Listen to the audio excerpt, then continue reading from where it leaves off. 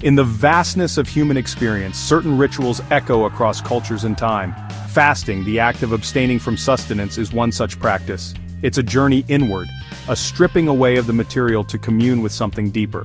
Across the globe, countless religions have woven fasting into their very fabric.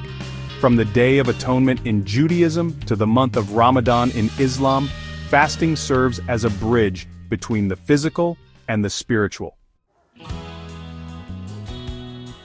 For Muslims, the month of Ramadan is a time of deep spiritual reflection and devotion. From dawn till dusk, the faithful abstain from food and drink, engaging in prayer and acts of charity. Imagine the quiet strength found in the pre-dawn meal, suhoor, and the communal breaking of the fast at sunset, iftar. These shared moments of hunger and gratitude foster a profound sense of unity and empathy. Beyond Ramadan, Muslims observe voluntary fasts like the Day of Ashura and the 6 days of Shawwal, underscoring their commitment to self-purification and spiritual growth. In the Christian faith, Lent marks a solemn period of preparation leading up to Easter.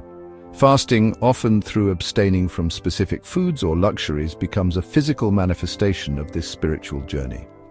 Lent's origins lie in the 40 days and nights that Jesus spent fasting in the desert. Christians today echo this act of sacrifice, using the denial of physical comforts to nourish the soul. Throughout the year, individuals may fast on days like Ash Wednesday or Good Friday, making fasting a deeply personal act of devotion. For the Jewish people, Yom Kippur stands as the holiest day of the year.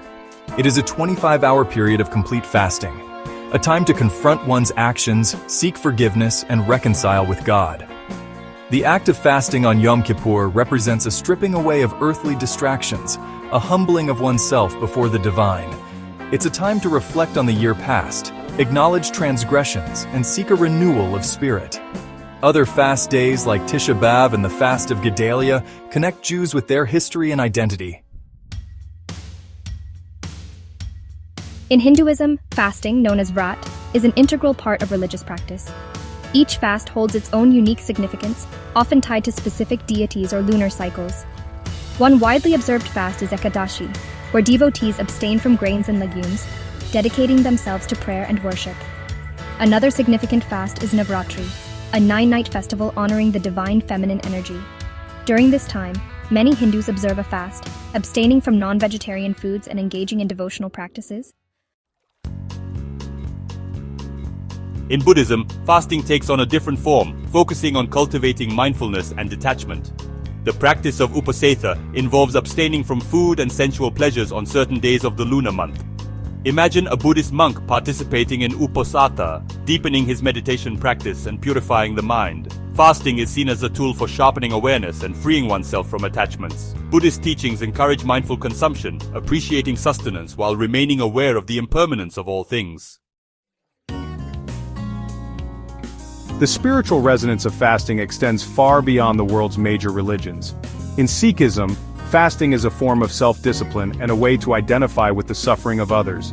In Jainism, fasting is intertwined with the principle of non-violence, minimizing harm to all living beings. In the Baha'i faith, fasting during the month of Allah is a time to detach from worldly desires and deepen one's connection with the divine. These diverse practices highlight the universal nature of fasting as a spiritual tool. As we've journeyed across the diverse landscape of human faith, one truth becomes clear: fasting is a universal language. It transcends the boundaries of culture, geography, and religious doctrine. While specific practices and meanings may differ, the essence of fasting remains consistent.